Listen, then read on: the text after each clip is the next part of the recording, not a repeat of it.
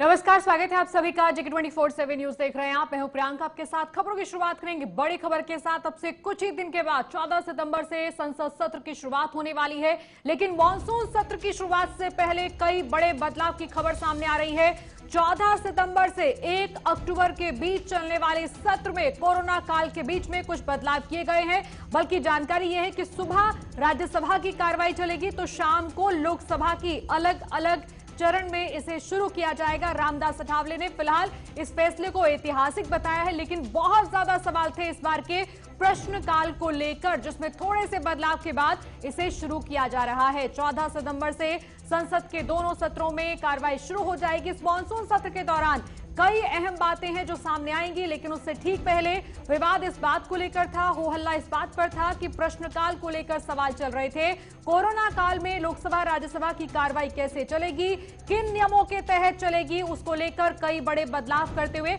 सुबह राज्यसभा तो शाम को लोकसभा की कार्रवाई की शुरुआत की जाएगी 14 सितंबर से।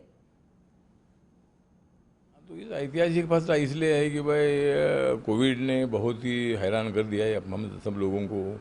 सोशल डिस्टेंसिंग रखने की आवश्यकता है, बहुत ज़्यादा भीड़ भाड़ भी नहीं होनी चाहिए।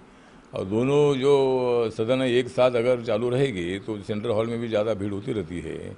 इसीलिए सभी सोशल डिस्टेंसिंग का विचार करते हुए मुझे लगता है कि सरकार ने जो निर्णय लिया है कि सुबह 9 बजे से लेकर 1 बजे तक राज्यसभा रहेगी और 3 बजे के बाद 7 बजे तक लोकसभा रहेगी। तो ये निर्णय बहुत ही बड़ा कोरोना को रोकने के लिए सोशल डिस्टेंसिंग का विचार करते हुए ये निर्णय बहुत ही ऐतिहासिक है और ये पहली बार ऐसा हो रहा है।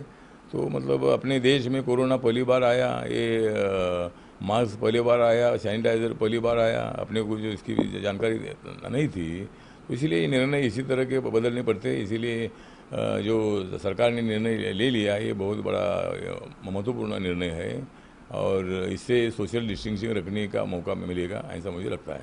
नहीं, हम विपक्ष की आवाज़ बंद करना नहीं चाहते हैं, ना विपक्षी ने हमारी आवाज़ बंद करने की कोशिश नहीं करनी चाहिए।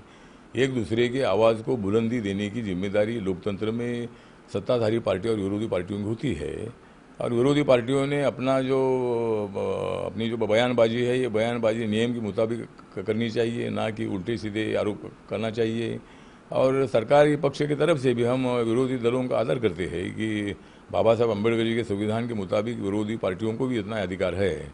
तो क्वेश्चन आवर इसलिए हटाया है कि अगर क्वेश्चन आवर उधर होता था तो और कामकाज करने के लिए टाइम नहीं मिलता था। ये 4 घंटे में पहले तो 8-8, 9-9, 10-10 घंटे पार्लियामेंट चलती थी। कभी कभी 11 बजे शुरू हुई पार्लियामेंट, रात को 9 बजे 10 बजे तक चलती थी। लेकिन अभी इतना काम काज करना ठीक नहीं है। इसीलिए सरकार ने जो निर्णय लिया है कि 4 घंटा राज्यसभा, 4 घंटा लोकसभा, ये निर्णय सही है। और इसी निर्णय से मुझे लगता है कि सोशल डिस्टेंसिंग का हम पालन इस माध्यम से कर सकते हैं। हाँ, तो ये ऐतिहासिक फैसला इसलिए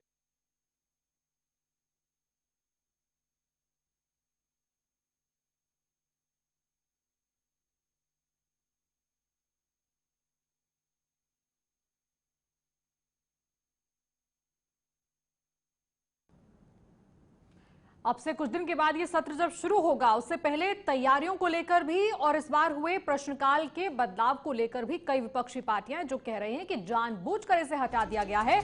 अब दरअसल 1962 की याद दिलाते हुए प्रश्नकाल पर असदुद्दीन ओवैसी ने सरकार को घेरा है। सर्वदलीय बैठक के बाद से फैसला लिया गया था। ओवैसी ने कहा कि दरअसल 1962 से भी बदतर हालात में इस बार ये फैसला किया गया। ओवैसी ने कहा कि प्रश्नकाल रद्द किए जाने पर केंद्र को गलत वो मान रहे हैं, लेकिन इस समय कोरोना संकट का हवाला देते हुए प्रश्नकाल को रद्द करने की बात विपक्ष को इस समय हजम नहीं हो रही है। बल्कि ये भी कहा गया कि इस पर सर्वदलीय बैठक के बाद फैसला होना चाहिए था। लेकिन 1962 की याद दिलाते उन्होंने कहा कि ऐसा पहले हो चुका है, लेकिन एक सर्वदलीय बैठक के बाद ऐसे फैसले लिए जाते हैं। इस बार बिना किसी बैठक के ऐसा फैसला लेने का मतलब है कि विपक्ष को बोलने से रोका जा रहा है।